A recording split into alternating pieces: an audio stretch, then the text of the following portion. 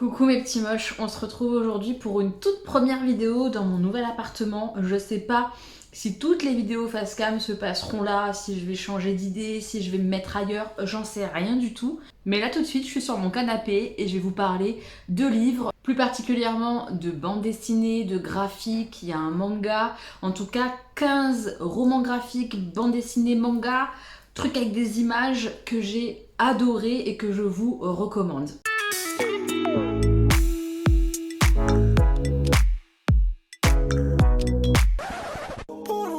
La première bande dessinée dont je vais vous parler, c'est Culotté. Cette bande dessinée existe en version intégrale, sinon je crois que c'est 2 ou 3 volumes. Moi j'ai lu l'intégrale et j'ai adoré parce que d'une part c'est féministe, mais que c'est surtout bien fait. On va découvrir plein de personnages dont on ne parle pas malheureusement, parce que ce sont des femmes, pourtant ce sont des femmes qui ont eu une importance pour l'histoire, et peu importe dans quel domaine. On a des femmes sportives, on a des femmes qui ont été importantes pour l'histoire, la construction de notre histoire de France par exemple, des femmes qui ont eu une histoire particulière hyper intéressante, des femmes artistes, des femmes scientifiques. Il y en a vraiment pour tous les goûts et c'était passionnant de les découvrir. Certaines, je les connaissais, mais du coup, il y a des anecdotes qui sont contées et racontées dans cette bande dessinée sur ces femmes-là que je connaissais pas forcément. Et puis, il y en a plein que je ne connaissais pas et que j'étais heureuse de découvrir. Et c'est ce genre de BD qui œuvre à remettre les femmes dans la place qu'elles devraient occuper dans l'histoire et dans nos vies. Tout simplement, en général, on ne doit pas parler que des hommes célèbres. Il y a des femmes qui ont été importantes et qui devraient être célèbres. Et c'est tout l'intérêt de cette bande dessinée Culotté. J'ai adoré découvrir ces personnages-là. C'est un livre qui est intéressant, je trouve, à offrir à des ados ou à des gens qui ont envie de s'ouvrir et de se cultiver sur ce sujet-là. C'est un beau cadeau à faire, je trouve. Et cette bande dessinée est extrêmement bien faite. Vraiment, je me suis régalée à découvrir ces femmes. J'ai adoré les histoires racontées autour de ces femmes. On a vraiment quelques pages à chaque fois sur chaque femme dont on veut nous parler. Et c'est extrêmement bien foutu. Deuxième BD, à nouveau très féministe. BD coup de cœur, coup de foudre. Je l'ai adoré, c'est Le cœur des femmes. On suit un personnage qui est en études de médecine et qui doit faire un stage obligatoire en gynécologie, mais qui n'a pas du tout envie d'y être. Ce personnage n'a pas du tout envie de découvrir les femmes, n'a pas envie de soigner les femmes, en tout cas de cette manière-là. Et ce personnage va se trouver au contact d'un médecin qui est à mon sens un excellent médecin. Et au début, le personnage regarde le médecin d'un drôle d'œil en l'observant travailler, en me disant mais qu'est-ce qu'il fout quoi? Pourquoi il perd autant de temps à faire ceci? Pourquoi il écoute un tel, etc. Pourquoi il travaille de telle façon? Et au fur et à mesure, on voit le personnage apprendre du médecin et apprendre les bonnes choses, les bonnes valeurs, les bons gestes, la bonne écoute.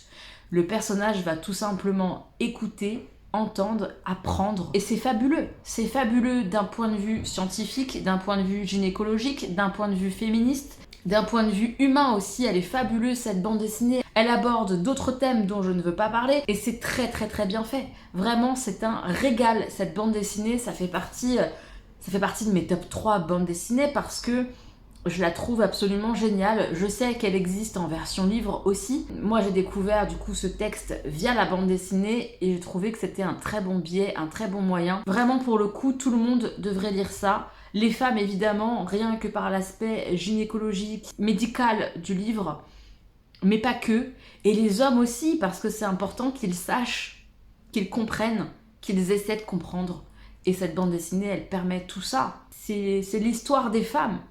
C'était génial. Vraiment, je la recommande, mais vivement, vivement. Cette bande dessinée, si vous ne l'avez pas encore lue, faut la lire. Je vous jure, faut la lire. Un tout autre registre, Peau d'homme. Peau d'homme, c'est un peu un conte moyenâgeux.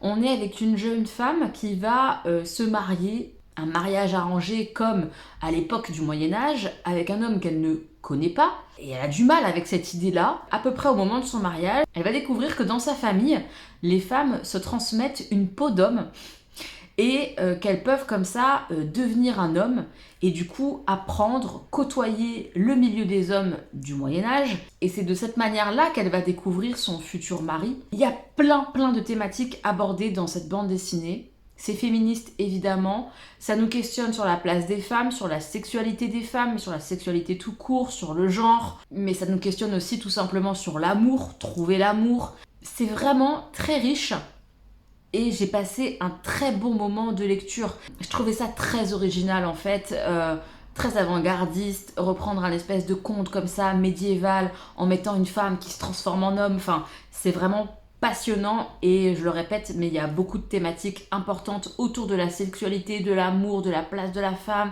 de la place des hommes aussi. C'est très riche, vraiment très très riche et c'est assez intéressant et passionnant, il y a plein de rebondissements et tout, c'est vraiment bien foutu. Une BD qui parle d'amour aussi, mais d'un amour très toxique et très dangereux, avec un manipulateur à l'intérieur, c'est Tant pis pour l'amour. J'adore l'humour de la créatrice de cette bande dessinée. Elle a su mettre de l'humour dans une thématique très pesante, l'amour toxique, le manipulateur narcissique, tout ça c'est des thèmes très lourds. Et il y a des instants très durs dans cette bande dessinée. Mais malgré tout, il y a de l'humour. Il y a un trait particulier au niveau du dessin qui est doux, réconfortant, malgré la thématique pesante. C'est très bien écrit, c'est très juste.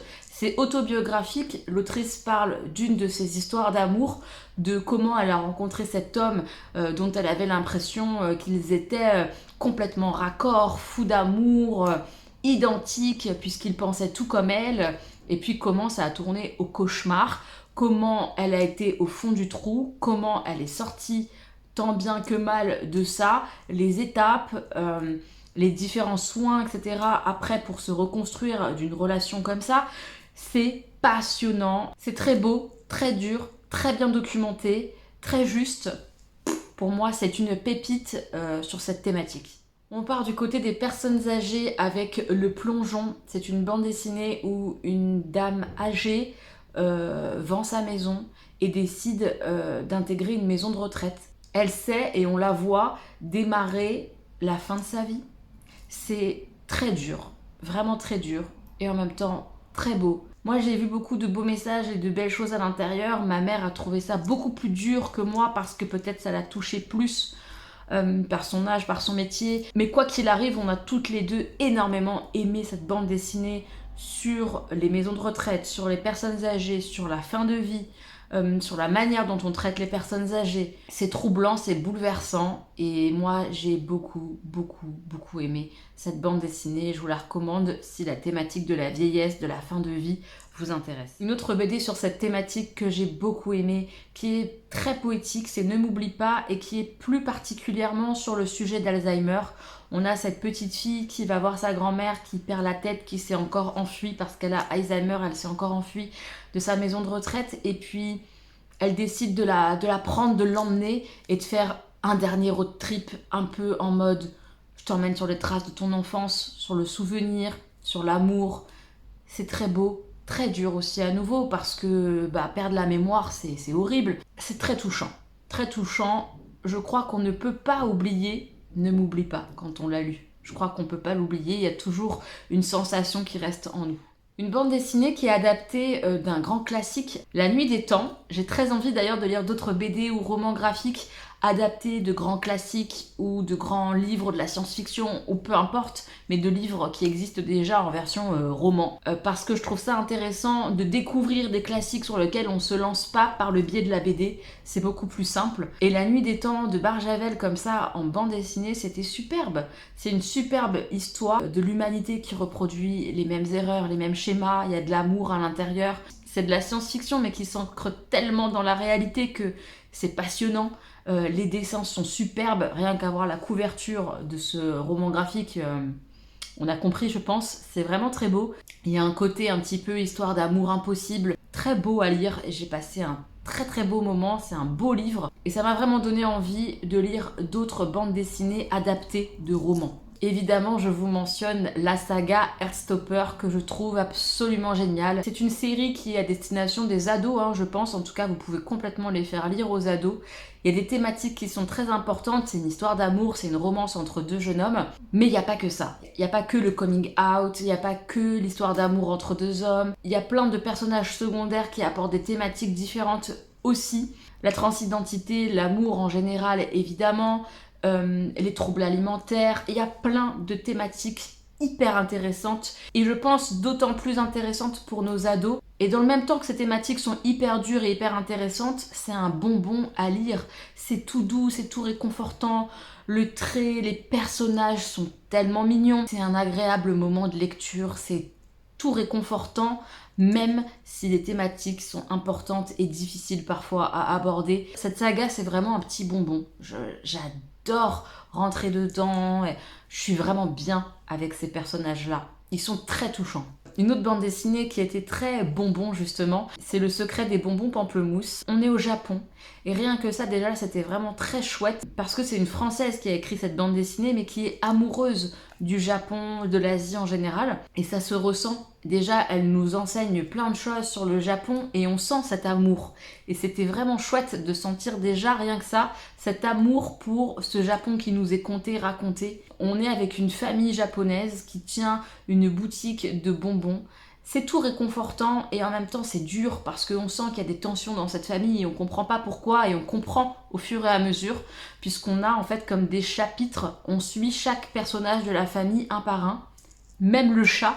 Et le petit chapitre concernant le chat était mais réconfortant, tout doux. Il y a des thématiques difficiles à aborder que je préfère ne pas mentionner pour que vous puissiez les découvrir au moment de la lecture. Mais si vous avez envie de partir dans un Japon un petit peu rural, découvrir les rites par exemple liés aux défunts, la manière dont les gens peuvent vivre comme ça dans un milieu rural japonais, ça va vous plaire. C'est vraiment tout doux. Le dessin m'a complètement embarqué. Le côté un petit peu aquarelle, crayon de couleur. Moi, j'ai adoré cette bande dessinée. Je l'ai trouvée vraiment très chouette. Et je vous la recommande vivement pour découvrir cette histoire comme ça de cette famille japonaise. Une bande dessinée toute simple. Le trait est très simple, mais les histoires sont tellement passionnantes. Enfin, tout fonctionne. C'est inoubliable. On suit, je crois que c'est 6 histoires différentes.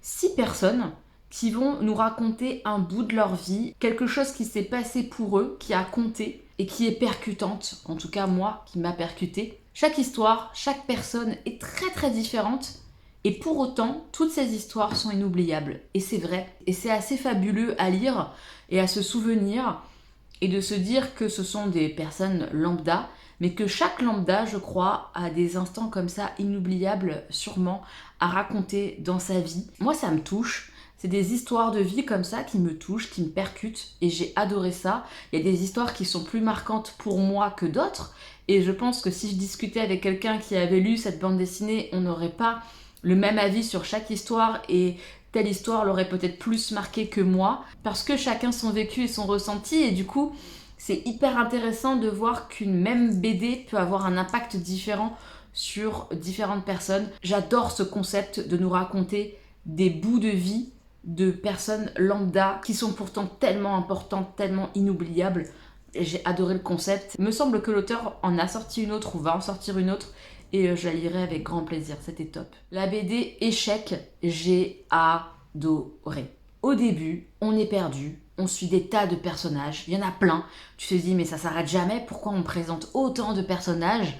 Quel est le rapport les uns avec les autres? Mais il faut se laisser porter, il faut se laisser embarquer. Et on découvre pourquoi il y a autant de personnages, on comprend pourquoi ils sont liés. Il y a des histoires d'amour, des histoires de non-amour, des histoires de vie tout simplement. Et c'était magnifique. Mais vraiment, j'ai été transportée par cette bande dessinée, par la manière dont elle est construite, par ce qu'on nous raconte. Je la trouve sublime, elle est tellement belle, les dessins sont superbes, l'histoire est superbe, les histoires de vie à l'intérieur sont top. Et alors vraiment la construction, c'est ça qui m'a chamboulée je crois, c'est que de me dire au début, purée c'est compliqué, je comprends pas trop, il y a trop de personnages, et en fait tout est clair, tout est limpide au fur et à mesure, c'est du génie. C'est du génie de la construction, c'est du génie du dessin, c'est du génie du scénario. J'ai adoré cette histoire et vraiment je vous la recommande 1000 fois si vous aimez les histoires de vie. Voilà, parce que c'est la vie et c'était beau et c'était chouette à découvrir. J'ai adoré, c'était palpitant. Amorostasia, c'est en 3 tomes et j'ai beaucoup aimé lire ça. Je l'ai lu, on était en fin de Covid et c'est une histoire qui parle d'une maladie d'amour, de ce virus qui est lié à l'amour et où on peut faire plein de parallèles avec le Covid. C'était génial parce qu'au moment où ça a été écrit, le Covid n'existait pas mais c'est tellement en lien avec une pandémie, et en même temps il y a d'autres thématiques puisque c'est une pandémie liée à l'amour.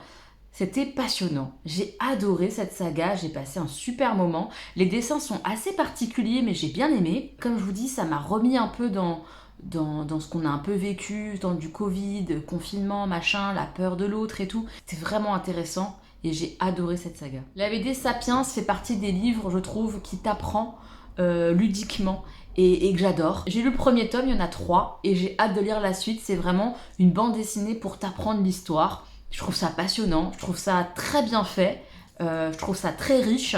Et que ça soit fait en bande dessinée, je trouve que ça allège vachement. Je sais qu'elle existe, cette saga-là, en livre, mais je pense que c'est plus pesant. Et moi, la version BD me correspond plus pour apprendre de façon plus légère. Et j'adore. J'ai adoré le tome 1 et j'ai hâte de lire la suite. Je suis sûre que je vais adorer et que je vais apprendre plein de choses sur l'histoire de l'humanité. Le seul manga de cette vidéo, et si j'en refais, je pense qu'il y aura d'autres mangas, mais vraiment j'adore cette saga de manga. C'est une petite saga qui s'appelle Minuscule, et justement, petit c'est le bon mot, puisqu'on suit des tout petits personnages qui font quelques centimètres et qui vivent dans la forêt, et on les suit pas faire grand chose en fait, mais c'est génial. On les voit comme ça vivre dans la forêt, faire à manger, entreprendre des choses, réparer des maisons, construire des trucs. Il se passe pas grand chose, mais c'est un régal à lire. C'est tellement mignon, c'est réconfortant, tu passes un bon moment, t'es là, tu les regardes, t'es dans l'observation du truc. Ouais, c'est tout doux, c'est réconfortant quoi. Et j'adore Minuscule, c'est tout mignon, voilà. Donc si vous avez besoin de réconfort, d'un truc pas prise de tête, tout léger, ou vous voulez juste voir de la mignonnerie, foncez là-dessus. Il se passe rien, mais c'est génial. Et enfin, la dernière BD dont je vais vous parler, c'est Lightfall. C'est une BD en plusieurs tomes, j'ai lu les 2 premiers pour l'instant qui sont sortis, qui est une BD jeunesse, mais qui est sublime déjà par les dessins, couleurs, la colorisation, tout ça, c'est superbe, superbe. Le scénario est assez prévisible, mais tellement mignon. L'héroïne de cette bande dessinée est tellement mignonne parce qu'elle a rien du héros. Elle est très timide, très introvertie, elle a peur de beaucoup de choses et elle rencontre un ami comme ça qui va l'aider à se dépasser, qui est très différent d'elle. Et ils vont se compléter, ils vont partir dans des aventures. C'est vraiment chouette. C'est vraiment très chouette, que ce soit pour des adultes ou des enfants, je trouve que c'est très très chouette. Il y a des beaux messages véhiculés, c'est tout doux et en même temps, t'es quand même dans une petite épopée d'aventure et tout. C'est vraiment pas mal du tout, j'aime beaucoup cette saga jeunesse. Ça fonctionne très très bien sur moi. Voilà mes petits moches, je vous ai présenté 15 bandes dessinées, mangas, romans graphiques que j'ai adoré. J'espère que cette vidéo ça vous aura plu, que ça vous aura donné peut-être envie de vous lancer dans la bande dessinée, le graphique et tout. Je sais que quand on est adulte, on se dit oh la bande dessinée, les mangas, c'est pas pour nous, c'est pour les enfants. Et bien détrompez-vous, je pense vraiment qu'il y en a pour tous les goûts et qu'il y a forcément quelque chose qui peut vous plaire à l'intérieur. Dites-moi quels sont vos BD graphiques, etc. préférés en commentaire. Ça peut me donner des envies de lecture et comme ça j'irai piocher à l'intérieur. Et si ce genre de vidéo vous plaît, je le referai avec grand plaisir prochainement quand j'aurai d'autres favoris à vous montrer. Des gros coups de cœur, des gros favoris. J'ai hâte de vous lire. Merci à tous ceux qui pourront soutenir cette vidéo. Vous savez que les vidéos lecture sur la chaîne c'est compliqué, donc un petit pouce, un petit commentaire, même un petit partage par exemple. C'est le bienvenu. Merci à tous ceux qui aideront la chaîne. Je vous fais plein de bisous mes petits moches et on se retrouve très bientôt pour d'autres vidéos. Gros bisous!